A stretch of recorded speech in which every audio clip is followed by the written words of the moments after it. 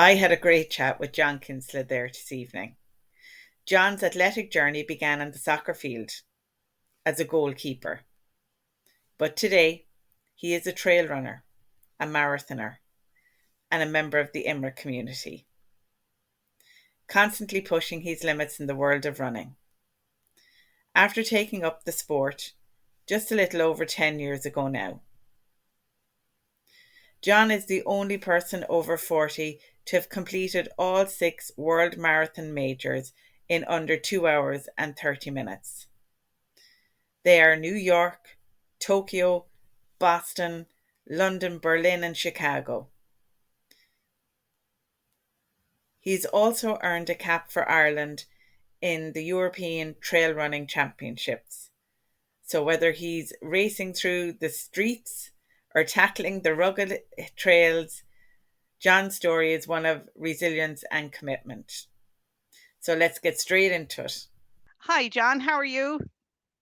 Very good, thank you. Thanks a million for joining me.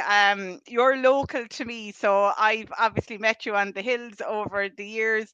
I've seen you, well, bombing down them. I'd be only tipping away, but you're bombing down the hills, and it's actually great to get to talk to you. I mean, we'd often say hello when you're out in the hills. You're always good to have a quick chat and sure keep going. So it's great to actually sit down and have a proper chat with you. I know some of the adventure racers would know you because they all kind of cross over to IMRA, so they'd know you from IMRA as well. But some of them may not know your story and how you actually got into running and where it all kicked off. So I suppose if we could maybe start there and then we'll see where the chat goes organically from there.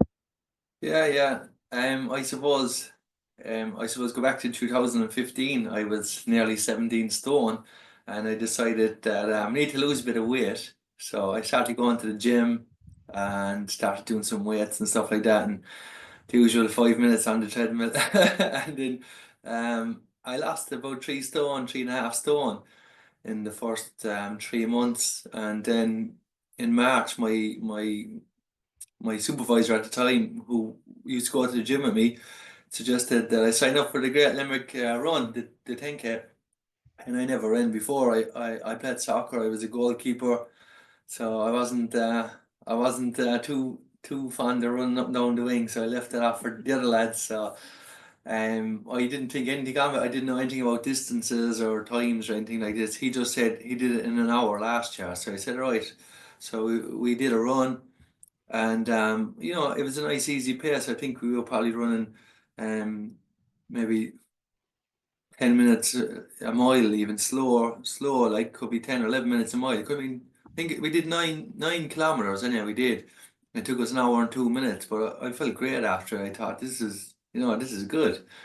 And I thought if I did 9K, I'd definitely be able to do the 10 in Limerick. So I trained for that then for the next 7 weeks.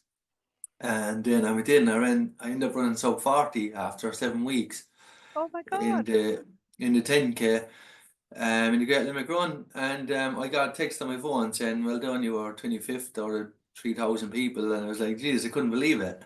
Yeah. And people started saying to me, didn't talk about saying it was a good time and stuff like that. And like if we can run sub 40, you have a chance of qualifying for Boston. And I kind of started thinking then straight away, like, geez, I could run Boston, like, Yeah. and that was the start of my running journey then. Okay, so it kind of all snowballed from there, really. Yeah. And like I suppose after 7 weeks, that's a really not everyone can do that. That'll come down and Mm. to run at sub 40. So your aerobic capacity must be massive. Like your VO2 must be naturally very good. Yeah, I presume, like, from all that carrying my body around, carrying 17 stone, if I had to have a good aerobic capacity. But when I used to play soccer, like I said, I was a goalkeeper, but we used to play five-a-side, I used to always like kind of moving about, and I just found that I wanted to always be moving, like, and I never thought nothing of it because I wasn't thinking of it in as an aerobic thing. I was just thinking that I liked playing soccer, Yeah. But looking back now, I could see it in other players that would just stand there and wait for the ball. Yeah, you're I moving was, around. yeah, I was moving around. So, obviously I didn't know about it when I was younger. It would have been, who knows, like, but, Yeah, um, I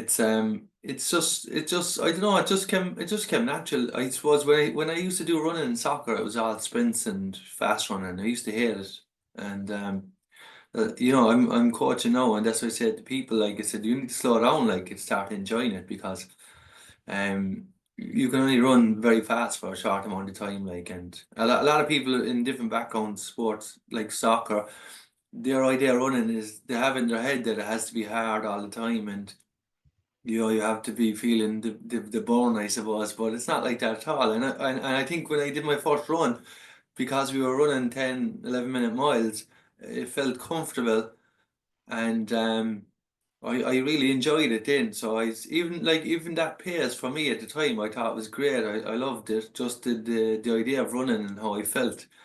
And I was kind of in love with running then after that. That was my new thing then for losing the weight. So I ended up losing another maybe 2 stone, 2 and a bit stone then. So I ended up okay. losing I lost about 6 altogether, and I put some back on then eventually because I lost too much. But Yeah, um, I was yeah. just going. I didn't bother about my weight that much anymore until I suppose when I got to the mountains, because weight has a big impact there, I think. And yeah, Oh, for sure.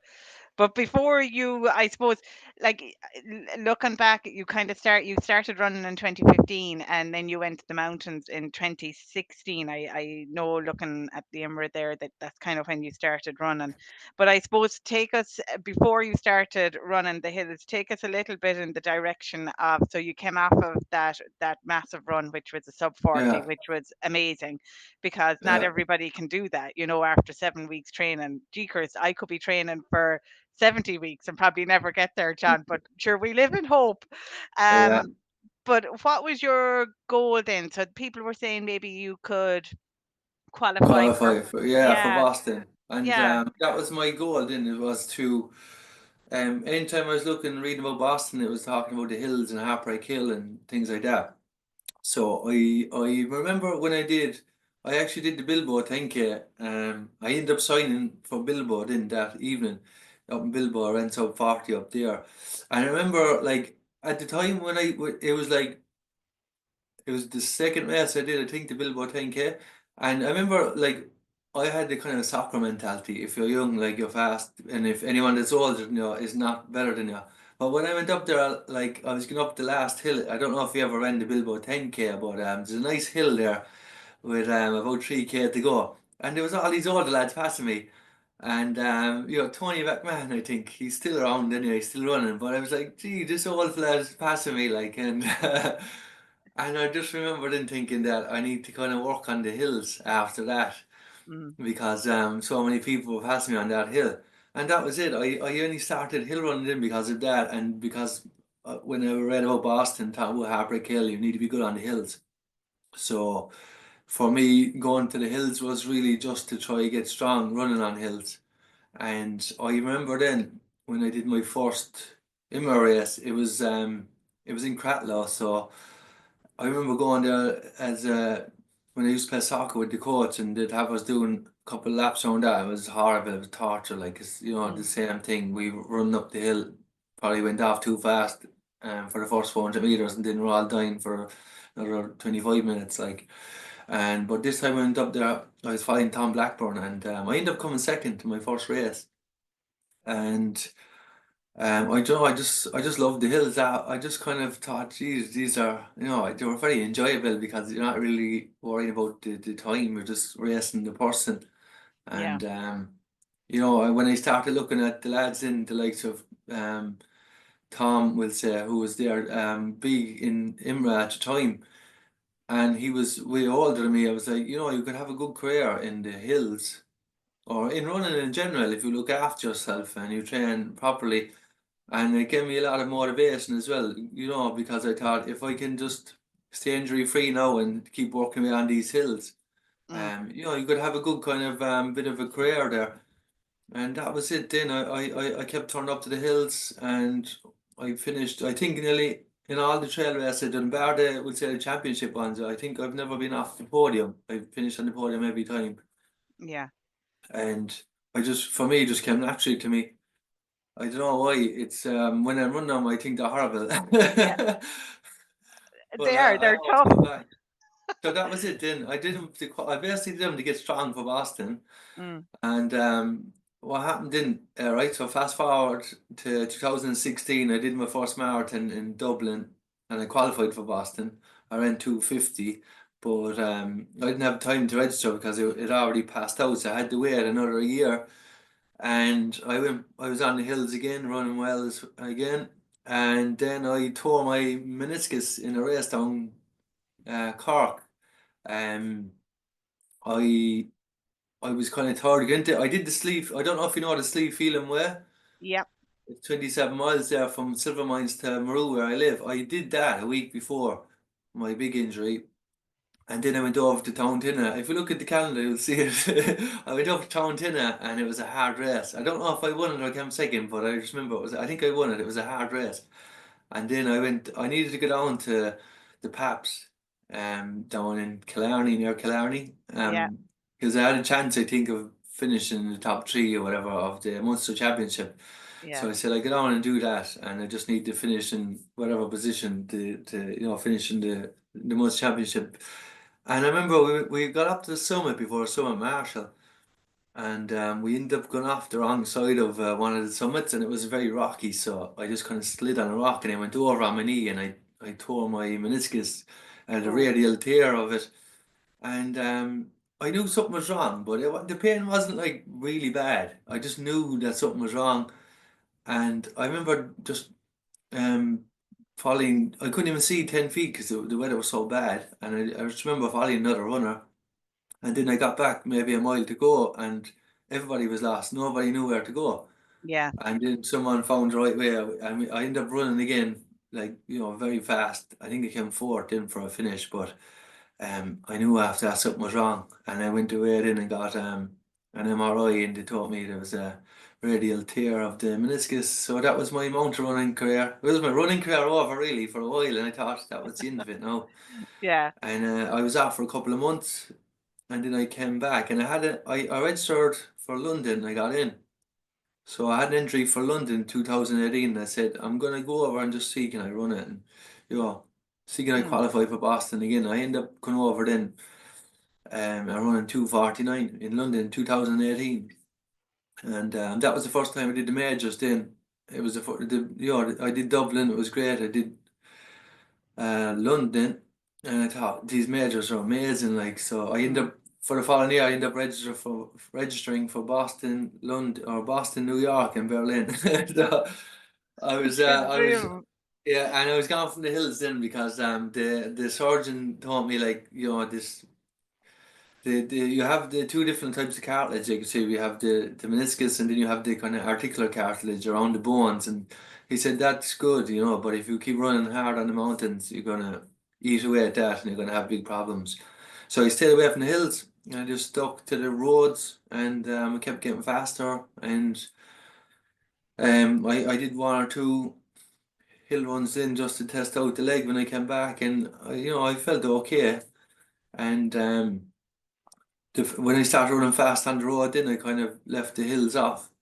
But then fast forward to 2021, then I ran my first sub 230. I was aged 41. And I thought, that I found it very hard to do it. I trained very hard and I came up short loads of times, but I did it in 2021 and that was my big goal. So I said, I'm going to try go back on the hills again just to see. And I found, I didn't lose too much when I went back. So I went up in 2022 and I did the Wicklow Way and I came second. I made the Irish team for Inter-Celtic Trail Race in Gurladan. And that was my first kind of captain for the mountain running. So I was back in love with mountain running then again. And I ended up running, a PB, ran 2:26 then in my next major in Chicago. Do you And think, John, that maybe the combination of the hills and obviously the training that you're doing on the flat for the marathons helped, or do you think it wouldn't have made a difference? I think the mountains take a lot out of your legs. Because I've been doing them a while now. It's something I figured out really. It's very hard to come. It's very hard to be. You can be good at both of them, but if you really want to be the best at either one of them, you have to really commit to it. Yeah, You know, if you want to be a mountain runner, um, the uphill stuff is where you need to be kind of putting a lot of your work, and it's very hard to do a lot of that without sacrificing your other training if you're doing the road yeah, because it takes a lot out of you, especially even the downhills. Like, you're running hard downhill. If you're doing a race that requires that, you know, you need to be strong doing it. But if you do that, then it's very hard to go and run a marathon pace session or something after it, like because your legs yeah, are just too sore. You know, I think if you want to be good, you can do both, but you're definitely you're definitely putting the risk of injury up, like because um you know, I mean, you put on the super shoes and it kind of masks over a lot of stuff on your feet anyway, and you can run very fast, but it still doesn't take away, I suppose, the impact that you're putting on your hips and stuff. And that's what happened to me when I got my first serious injury. You know, it's definitely something that you have to be as you get older. Be more kind to your body if you're combining mountain running with road running. You know, if you're yeah, trying to run a fast time and you're really pushing your body. You just have to be careful, like, but they do. I mean, from the mental side of things and the pacing side of things, I think running on hills, because you know yourself when you start running up a mountain, yeah, you really have to get the pacing right, otherwise you just gas out, and you kind of get a feel then of your breathing and stuff. And I definitely find that when I'm running on the road, when I'm doing fast runs on the road, that I can really kind of tune into how I'm feeling, and it definitely helps me with pacing and stuff, you know. yeah.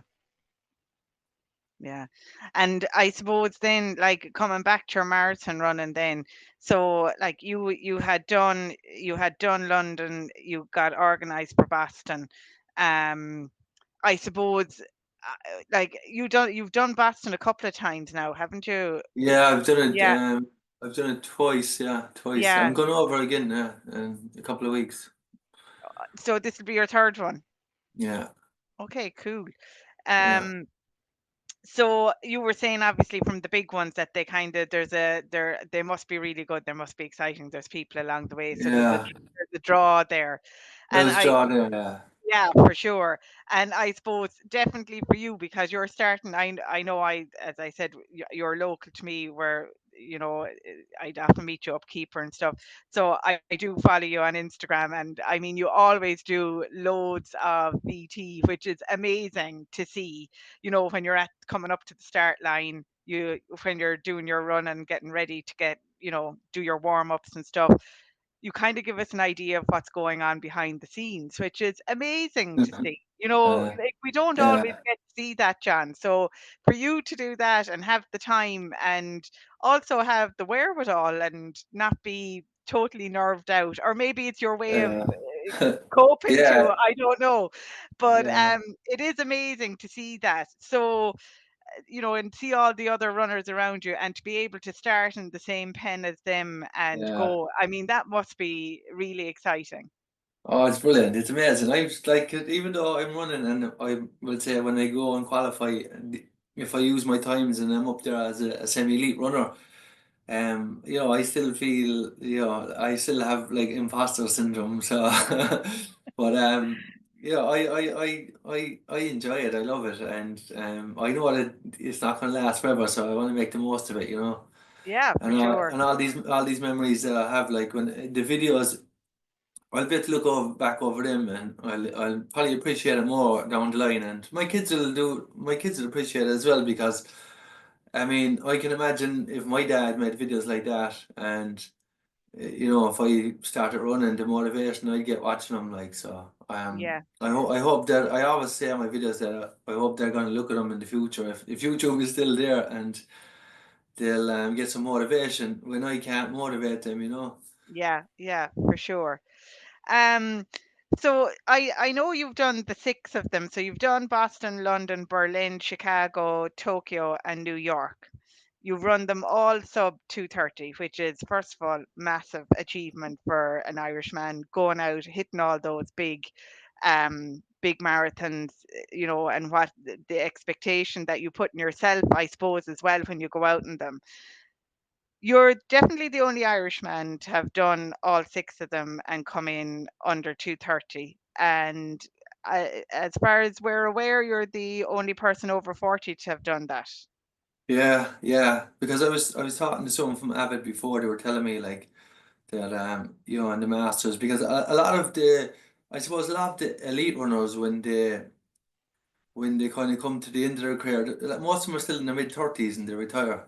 There's not many of them that'll stay going till after they're 40. Bekele is one, all right, but um, it's not really on their list, I suppose, which is good to my advantage that they're trying to be the first over 40 to do it. But when I did two of them over 40, and then I started getting substitute 30 and the other ones, it was on my mind then to try do it, you Yeah. know.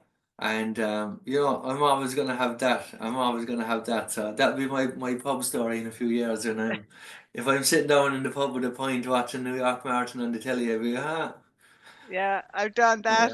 yeah. Yeah, Um, so yeah, I I actually did four of them last year, four sub 2:30s. I did Tokyo, and I was hoping to run a fast time in Berlin. To be honest, I was hoping to run a PB because I ran 68 for the half in Charleville. I won the half marathon, the Masters half marathon championship in Charleville, and it was set up for me to run a fast time, but it just didn't work out for me in Berlin. But I still ran my sub 2:30 because I needed to do it in Berlin and New York. So I suppose I did it the hard way because I did it in Berlin, and 2 weeks later I went over to Chicago and I ran 2:26 again, and then 3 weeks after that I ran 2:28 in New York. So I definitely did it the hard way anyway. Yeah, like, I mean, that's hard in the body. Like, that's, Yeah, you're looking for a quick turnaround there for recovery, the whole lot. Like, so you're looking to get recovery and flights. So you're a bit jet yeah, lag. I mean, I know time wise it's not, well, Chicago maybe a little bit more. It's not yeah, overly jet lagged, but it's still a toll on the body because you dehydrate when you go up in the air, yeah. you know, from flying and stuff. How do you find, especially, I suppose, doing that last year, doing the three of them, was that difficult on the body? Yeah, it's definitely hard, it's definitely easier to, because when I think about how I ran in Charleville, I could drive to the race and my body was super fresh and I ran very well. It's very hard to do that when you go abroad, especially definitely not to Japan. It's really hard, but we went there early. We went there a week earlier. We were lucky enough because I wanted to go with my family, and we said if we're going to go there, we might as well make the most of it. Like, and I just thought after 3 days there, there's no way I bet to run a marathon. Like, so I can imagine people who fly in with maybe even tour agencies and stuff. You're not going to be able to do yourself justice in that time. Like, definitely not Japan. America's all right. I mean, it's still a lot of travel when you add it all up. Like, you're flying, like the whole day is gone. You've probably been up 48 hours. You don't realize it. So you definitely need to be getting over there. If you really want to run a good time, you need to be getting over a Wednesday or Thursday at the latest. Yeah. So give you time to get that travel out of the way. It is hard, like, and I only, like you said, it'd be better if the races were local, but then it wouldn't be the marathon majors. Yeah, that's for sure. Yeah. I suppose when you go to the start line, obviously you've been to enough of the majors now. Like, you must kind of know a few of the runners. Is there anyone in particular? Like, is there anyone of the lads there that you kind of, I suppose, bonded with, or that you get on really well with, or are they all just kind of sound and it's all hi, how are you, and Yeah, move yeah, on? no, it's all a lot of that. Like, I made friends when I went to Chicago in 2022. I made friends with one of the Kenyan pacers, and we were talking about soccer and stuff like that. As the weeks went on, and he sent me a photo of his team. That he's helping. I know, it's in a rural African village. Didn't have anything, so I had loads of soccer buddies. So I rounded up a bit of football gear, some old jerseys, and Yeah. sent them over.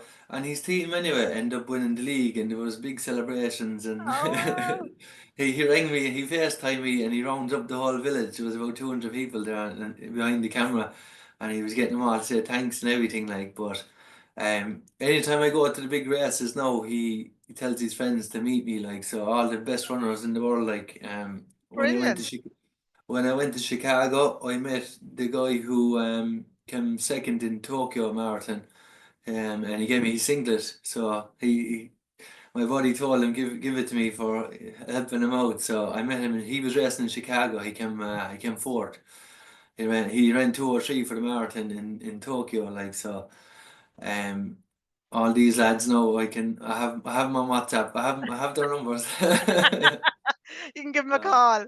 Ah, yeah, that's I give it a brilliant. call. Yeah, yeah. No, Yeah, it's great. It's great. Yeah, I tell yeah, people that it's my running story in soccer. Like, so, yeah. my friends there. He's actually pacing now in. He's pacing Tokyo Marathon on the weekend, and Vincent is going to be running it, so he'll be one of the favourites, I suppose. So I'll be cheering him Okay. on. Yeah, Brilliant. Yeah, I mean, it's great to have that camaraderie between runners, or whether you're in a team sport or individual, it's still nice to be able to meet people yeah, and get on with them. And I mean, that yeah, was really nice of all of you to send all that gear over, and yeah, yeah. it's brilliant. Exactly. I know it's a great story. I was doing a presentation because I started up a project there recently for kind of disadvantaged communities.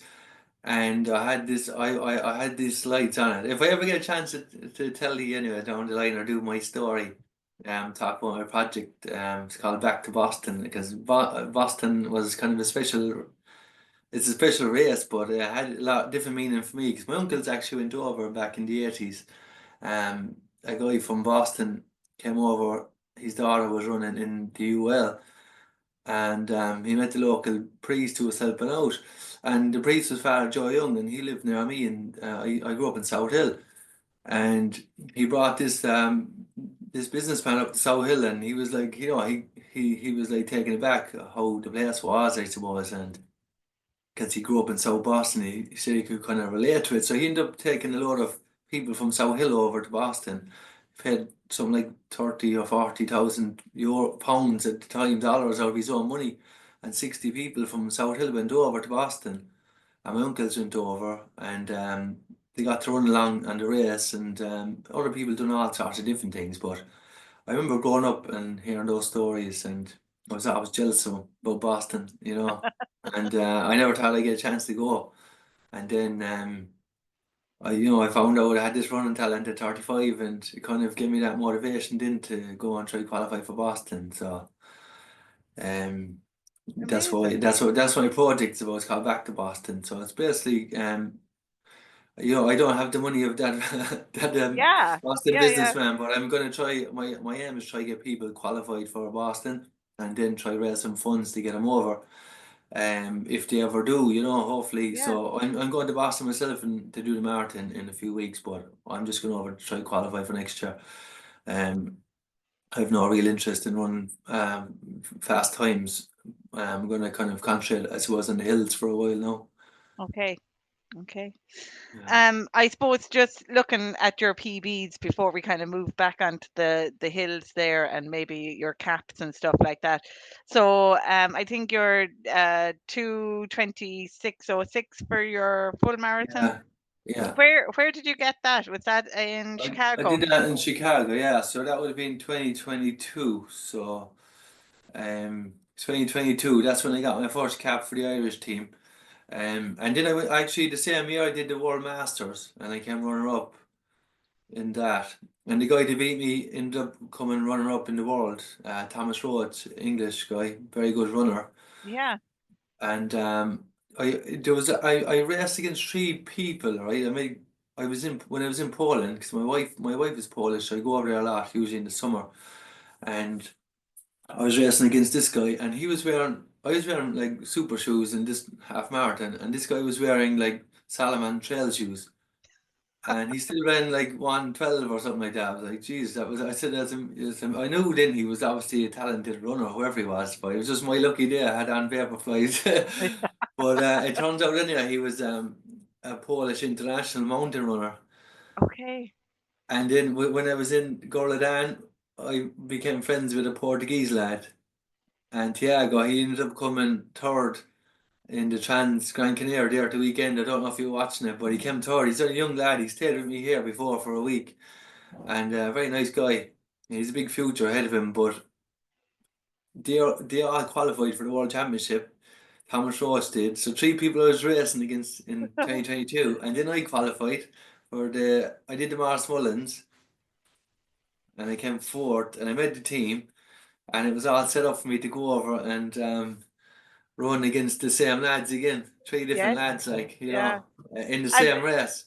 that's brilliant because it gives you like, oh my God, what's going to happen Yeah, here? Like, or yeah, yeah, you might know their strengths and stuff like that. So that's yeah, always really good. Like, yeah. No, definitely. And then, like I said, I got the stress fracture then a week before it, like so. That was the end of it. In my world championship race was over really, and that would have been my first senior cap, yeah. and so that was and leading into that, like that was it would have been 2023, and so if you go back to the marathons again, all right, just before that, I did the Mars Mullen 3 weeks later. Then I did Boston. I ran 2:27. So now I had London, Chicago, and Boston. And then made the Irish team. Got my stress fracture a week before it. And didn't toss. That's it. And my career's over again because it took me a while to get over it. Like, And and how long were you out with the stress fracture, John? I was out for 2 months, like 2 months no running, and then I came back and I had a few other kind of niggles as well I couldn't shake off, but the stress fracture healed anyway.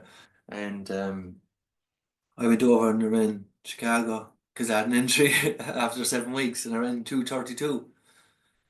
I ended up running next to Kelvin Kiptum, his last race. Oh, He went wow. off, and yeah, we were warming up, jogging around the park. Yeah. Gave him a fist pump. He was jogging around like a normal runner, and off he went and ran 2 hours like crazy. I was standing. I have a brilliant photo of me just we're all in the same line, got off at the Yeah. start, like, and it's amazing. And I just it's an unbelievable experience to be part of that, like. And then it was unfortunate what happened to him then in the car accident. It just Yeah. shows life. It's crazy, like. Yeah. And Live each uh, day that we get, and yeah, be yeah. present in the moment for sure. Yeah, but Yeah. look, I came back then, and it was like for me the making the Irish team was like the peak of my career, and that, like, I just thought if I'm going to train hard, because I know the lads I'm going to be racing against and racing with at the time, and Baz and all, they were all good runners, like, and for me to even hang on to those lads, I'd have to train really hard, like, and yeah, a week before the championship, I just felt I didn't feel right. I was sitting in work, and I was pushing a kind of a trolley, and I just knew something was up, and I thought it might be my glute. Went to physio. I thought it might be a glute problem as well. I took 3 days off and didn't heal, so I rang up Bon Secures, and I told them, I said, look, I'm supposed to be running for Ireland next week, and I have this problem, and I had a referral from my doctor, and they got me in the next day, and I drove out to the orthopedic surgeon in Croom, paid him to look at it, and he told me, yeah, it's a stress fracture of the sacral bone. So he said that's the end of it, that's the end of Yeah. your running really for a while. Yeah. And yeah, I was Yeah. devastated. Like that was that would have been the peak of my career, Yeah. I suppose. And after coming back into the mountains, I just went back in to try and see, because I had all this kind of strength built up from the road. And I said I'd give it one more chance, and I made the team. I was delighted, and then to have it taken away a week before, it was tough. No, it was devastating, really, for me. I never thought I'd get that chance to go back there again. Like, and I had my gear, I had my like. I went over with the team. I went over with the team. I was kind of part of it. I was helping out, but it was hard for me to watch now the lads getting their gear on and getting their photo. Yeah. that day. It was very hard for me, like, but I knew that it would have been a lot harder if I was sitting at home and seeing pictures on social media and stuff. So I went over and kind of, I probably would have never got over it until I suppose the following year. Um, so I went over to Tokyo. Then last year I ran 2:26, which my goal was to run sub 2:30, and um, I was back and I said, I'm going to give the hills one more chance. And I skipped the long distance one because I just thought I wouldn't have had the training done for it. I'd no hills done whatsoever. And I went down and did the classic one in Ballihora, and I ended up coming fourth, so I made the team. So I was going to the European Championships, so Yay! I was back. So I was getting redemption then, getting Yeah, redemption. And yeah, I made sure I made the start line this time anyway. yeah. And yeah, that was it. I made the team for the European Championships, and it was over and I had a great time. I probably could have raced better, but um, I think I'm better at the long distance stuff rather than the hard stuff. The course was very hard, like definitely didn't suit me anyway. Yeah, I think Um, everyone said the course was like tough. it There was was, tough, yeah, yeah, like yeah. there was nothing easy about it, you No, know. no, I found it very hard anyway because I always think I'm big compared to other runners, like, because I'm probably about 73 kilograms now, but a lot of the lads I'm racing against are like low 60s and stuff. I'm Yeah. jealous of them, Yeah. But you're also tall. So, Yeah, like you're quite tall, John. yeah. How high are you? You I'm 6 foot? 6 foot, Yeah. 6 foot, yeah, Yeah. So you're probably running against a lot of people that are quite shorter than you that are probably like yeah, 5'10", 5'6", and yeah, stuff like that, yeah. So I mean, It's you not might have ideal the for. you might have the stride and the leg maybe. Yeah, exactly. That's where my strength is running downhill. I suppose I'd have a longer stride, and I suppose if you're carrying more weight, then you'll have more momentum going forward. Like, but it definitely hard when you're racing against someone lighter than you. If you look at the people that's running, a lot of them are small and light. Mm, mm, Like in terms of the marathon, I think Kipchoge is only like 52 kilograms. Like, right. it's Yeah. tiny. Yeah. And yeah, the amount of running, it's like to be honest, the amount of running, it's really a lot of it's strength based stuff as well. So the bigger you are, the stronger you have to be, and that's something I probably neglected in my own kind of training. I Mm, didn't do enough. I didn't do enough gym stuff. That's probably why I got my stress fracture as well. I went down. I was training in Tool. I went up and down it twice. Slept in the car. Went up, ran up it the next day again, and I just thought my body just wasn't able to handle it. I was working 5 cycle shift in work at the time, and I wasn't getting much sleep either, So it all mm. just came to I definitely don't train as hard as I did, and I'm getting the same results, so that's good anyway. It's just the only thing I'm doing now is I get more sleep than I used to. Yeah, quality. It's quality Yeah, training too. You can do a lot of dead hours, like, can't you? You can throw yeah, a lot of work into stuff and you yeah, just don't reap the reward. yeah, Exactly as you said, we don't put enough emphasis on sleep and the quality of sleep that we're getting. Is it good sleep? Is it intermittent sleep where you awake during the yeah. night? And how we can try and minimize that awakeness during the night. Like, how can we train ourselves to sleep the night through and still be hydrated for the following morning? Like, it's a science, isn't it? Yeah, oh, definitely. Look, I was on shift and it was very hard. I was working 5 cycles, so we were going days to nights, and in order to get back into kind of day mode, you'd have to sacrifice your sleep every 2 weeks nearly, Mm, and you're walking around like a zombie most of the time, to be honest with you. And you're going home. I have to bring the kids to school, and I was getting no recovery, like, and I don't know how looking back now, I don't know how I even used to get the results I used to get. Like, so I used to go out and run out there at 5 in the morning, and sometimes I'd run before I went into work, and then I'd run in the 5 in the morning, like, so, and then I'd go home and sleep. Like, I'd be lucky if I was getting 6 hours sleep, like, and I don't know how I got away with it for so long, but I definitely can't do it now anyway. yeah, yeah, yeah. It is. It's very hard, and I suppose sometimes we forget about the homeostasis of our body. To try and keep that balance, that where it's fed, nourished, and yet we've exercised it enough, and to try and get the most out of our body that we need whether it's for racing or, even Yeah, just for fun and stuff like that, yeah, that sometimes that we just forget how important different things are. And, I suppose it's yeah, just trying to keep a tick on them. And as you said exactly. earlier, on, you're a coach now, so it's great that you're coming with all this experience. Yeah, no, it definitely, I definitely made loads of mistakes myself over the years, like, and I just found that being fresh is definitely better than being overtrained in any race, really. Even in the mountains, like, when I went back last, we'll say when I came back from my injury, I hadn't a whole pile of mountain running done. Even when I did the Masters, when I came runner up, I was in Poland and I didn't really do too many hills. I do a lot of road stuff, but I don't. I think if I was doing too many hills, I probably would have been burnt out.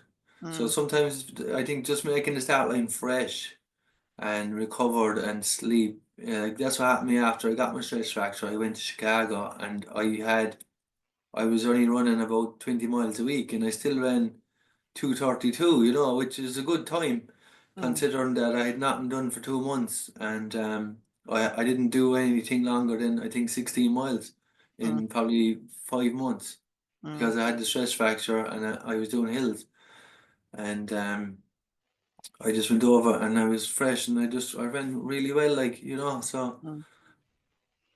Yeah, I definitely think, like, I would have done a lot of marathons earlier on in my career as well. And and I say career lightly there, but do you know what I mean? When I was running well, and I don't think I would have ever run more than, yeah, 16 miles for a Yeah, marathon. I just would never have done it. I would have done, I think once I did a double keeper in prep for the Burn Marathon. And I was there going, never again. Like, there's no need to go up and down keeper twice and then 2 weeks later go away and do a marathon. So after yeah. that, that was it. And do you know what? I'm actually planning to do a double keeper tomorrow. No way, no If way. I get home from work early and if I get over, I'm planning on doing it because yeah, it was on my list to do. I think it'd be just over 20 miles, and you probably Yeah, have 4,000 feet of elevation. So yeah, I have it on my radar. So yeah, yeah. I've mountain biked it 6 times in one day when we were yeah, prepping for Transalp many moons ago. nice. Yeah, How much elevation was that? Do you remember I off the have top of no your head? idea, because it Yeah. was there was sunshine and we were trying to get extra elevation. And we, from Keeper Cycling Club, we have, there's the Magic 100 we used to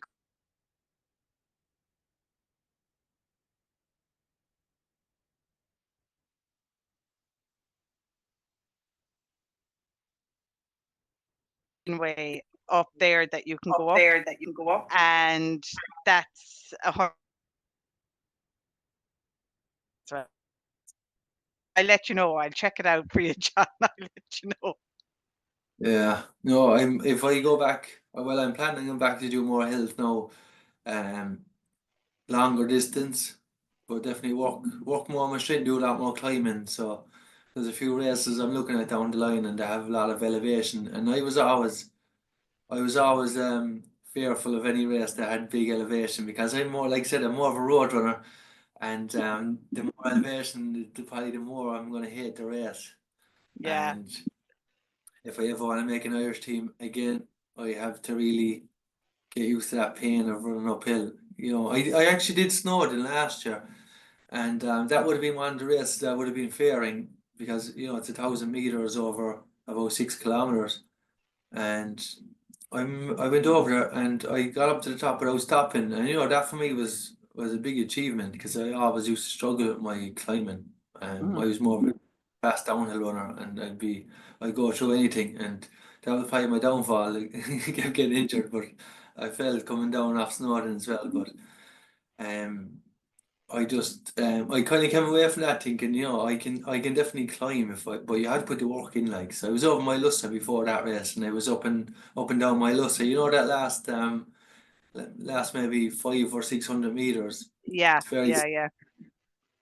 I'll probably have to spend a lot of time over there now and get ready for the steep races, I suppose. Yeah.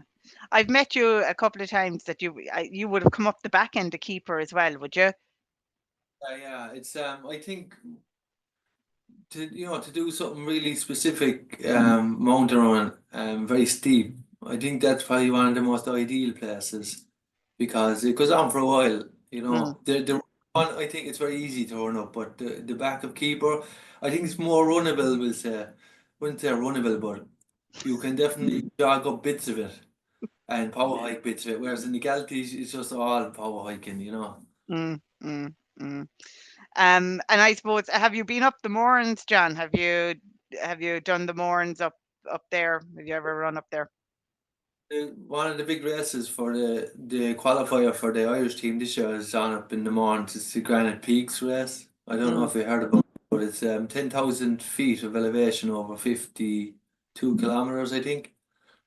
So that's something I'm going to be thinking about. Like it's I'd never been up in the mornings. Like how does it compare, I suppose, to the Galties? It's very undulating and it's a bit more rocky.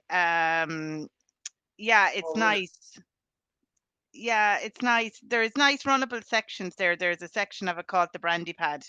I'm sure that you'll probably come across, and that's really, really nice. So like you can definitely run on that. Um, Yeah, I mean, Dunnard it's steep, like, but it wouldn't be any. It'd like going up Carrauntoohil, it'd be harder. Let's yeah, say going up the Devil's Ladder because you're going straight up. Um, yeah, but there'd be a little bit more given it. But it's a tough mountain range. It's lovely though. There's something really nice about it, you know. yeah, Like I have to say I do like it. They're tough. They're for me anyway. I would look at them. yeah. But if you're looking then, I suppose in comparison at the 12 bends below in Connemara and stuff like that, I mean they're just really rugged. Whereas at least there's paths, kind of, Okay. that you can Yeah, do. Yeah, I yeah, think you'd like them. I think you'd actually like them because they're undulating, so you're going up and down, a bit like the yeah. Galties, but just a bit higher and more rock. I hate the Galties. Is that because you've just done them so much and you know them inside out? No, I just hate that type of. I can't run up there. I like running. That's Yeah, all power hiking. It doesn't suit me. I'm too yeah, big. I think I need to work on it. I'm going to work on it now over the next couple of months. yeah, So yeah. I'm going to be racing in Clonmel on Sunday week. So that's a qualifier for the Inter-Celtic Trail Race. So if I make that team, or if I don't, either way, I'm going to be doing a lot more climbing, trying to get a lot more elevation. I'm going to sacrifice my road stuff and concentrate on try and be good at even if not power hiking, just being strong and Mm, mm, because I have this kind of niggle on my leg now, it's stopping me from running very fast. But I hope that if I convert to just proper, mountain climbing as in power hiking, I can get something else out of my body and I can get away with it. yeah, yeah, yeah. It's always nice to change it up as well because the mountains you'll have maybe relief climbing and it mightn't be too bad going down. Whereas when you're on the flat, they're different because you use different muscles Yeah, climbing and you use different muscles yeah, descending. Whereas it's the same when you're on the flat. I find anyway, you're using the same muscles. yeah, They fatigue a lot quicker. Whereas at least when yeah, you're climbing, yeah, it's hard work, but they get a bit of a yeah, break on your descent and vice versa, you yeah. know? Yeah, I know. It's the mountain running. You know what it is? You're not racing against the clock. You're racing against the other people. And when I did cross country running first, and I loved it. I know I complain a lot about mountain running and stuff, but I actually love it when I'm in the thick of it. And you're in a battle there with people and shoot against them. And I enjoy it. I Mm, just don't like. I can definitely feel that I can motivate myself to go out and do 10 or 11 miles at marathon pace, and I'm gonna feel good about it. But when I think I have to go and do, we say, keep it by two, it's definitely a lot harder to motivate yourself to do mountains than it is on the road. Like, yeah, I yeah, think you just have to. go in with the mindset that it's going to be horrible, and if it doesn't rain, at least it won't be that Yeah, bad. yeah. Because it does. It's bloody windy sometimes up the top keeper. Yeah, Like it can be. yeah, You're not very high. Like you're high enough, but you're not. You're not carrying too high. But by God, there yeah. could be a nice stiff breeze there that'll come in and cut the legs from under you Oh, at good. times. Yeah. And if Yeah. it's in your, if it's in your face, then when you're going up, like you just feel like you're getting no benefit at all. Like Yeah, yeah, yeah, yeah. Yeah, It's mad. It's absolutely mad. Does the family go with you much, John, or yeah, do you try and get them to come with you all the time or some of the time? yeah. When I was doing the majors, because I did them most of them now twice back Tokyo. I I said I wanted to get my family over there as well, so they've come to all of them. Like Oh, my brilliant. kids have been to five of them. I think Chicago's the only one that haven't been, but my daughter's been there. My son hasn't. But I went with my wife 2 years ago, so they've seen everything now. They've got lots of different memories. When we were in Tokyo last year, it was my daughter's birthday, so we went to Tokyo Disneyland and stuff. She's never gonna forget that. Yeah, And we were in Berlin. It was my son's birthday, so they're always gonna remember anyway. And yeah, I think it's great. Yeah, the majors are expensive and stuff like that. But I think the memories that we would have made there now, as you said, they're really priceless. So yeah, um, I don't mind forking out once I can show my kids, I suppose, different parts of the world, and yeah, um, like I just think they're part of the journey then as well. yeah, exactly. They get to be involved in it with you as well, which is Uh, amazing. Like, yeah, for sure. Um, you were talking there earlier on, John, about going to the gym. Do you cross train much on the bike, or do you swim, sauna? no, I don't No. do anything. I should, and I'm a coach now, right? But I mean, I'm limited to like what I can do around work, I suppose. Mm, And so I'm working in the city. I drive back to where I'm living in Maru, and there's no kind of gym around. So my wife works evenings every second week, so um I can't really do anything unless I do it at home.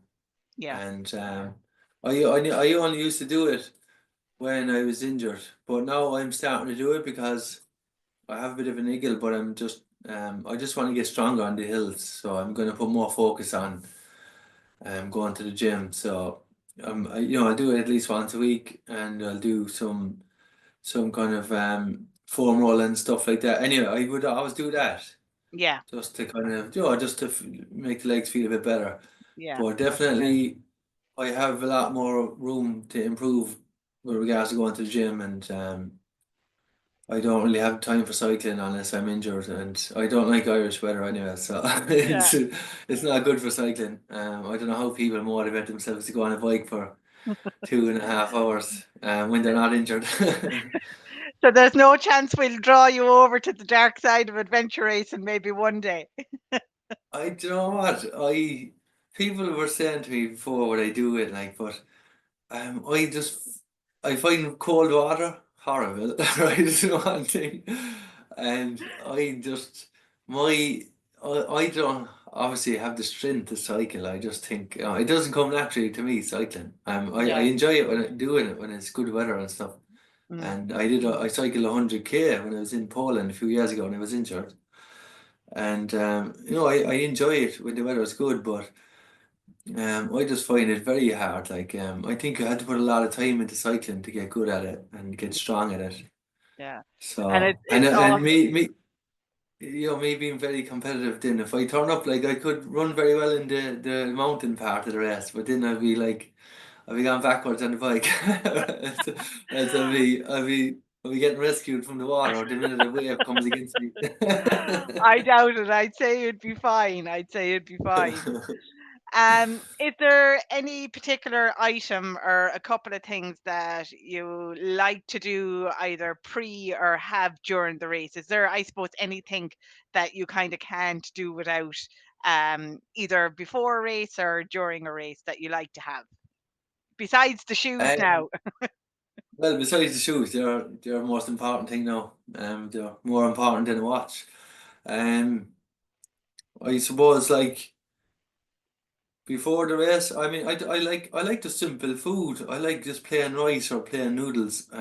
That's all I need. Like if I go anytime I go abroad to America and stuff, I usually take my own stuff with me. And Mhm. if I have to take a travel kettle or whatever, I'll have it all sorted out. And that's all I need. I don't need anything fancy. I could eat them Coke and noodles even. Anything want is plain. And I'd eat loads of that and loads of rice. And so that's something I'd always have, and it works for me. And my porridge is the most important thing when Yeah. I'm racing. I just love it. Bit of banana and some honey. So once I have that, I'm ready to go, you know. And I suppose, the people say you can have mantras and stuff. I always write something down in my hand, just to kind of get me to focus when the going gets tough and it gets hard. So I'd always write something down that something personal to me that would mean something, like, Mm. and when the going gets tough, then I look at it. So that there are kind of things that I do, like, um in terms of the rest. Then I've kind of learned to just enjoy them. When I came up short a few times before in races, I was serious and I was worrying about it all the time. But now I kind of have my attitude's a lot easier. Like if you ever see me on race photos now, I'm usually smiling and high fiving people and everything. And I just find it kind of takes away the pressure from the race. So if you ever see me in my videos, like I said, I very rarely kind of get too stressed anymore about it. Like, because at the end of the day, whatever's going to happen is going to happen. Like if you have a plan, you go out and run at a certain pace, it's going to be your day or it's not, you know. And if it's Yeah. not, I think just being happy that you have the opportunity to go out and run to your potential, once you get just having the opportunity is the win, really. And Yeah. I'm happy and I'm fortunate. I know that I've had some a lot of good days, and I definitely appreciate it. Like, and if I don't get any more of them good days, I'm still thankful to everything. I'm still happy that whatever I've achieved. So, I know when I'm coaching, I can kind of like give a bit of that back and help people. And now I can see they're kind of on their own journey of where I was a few years ago, and it keeps me in the game, and then it keeps me motivated. Like that, Yeah. if they can achieve something, I feel, yeah, I feel good now, and that's something that I'm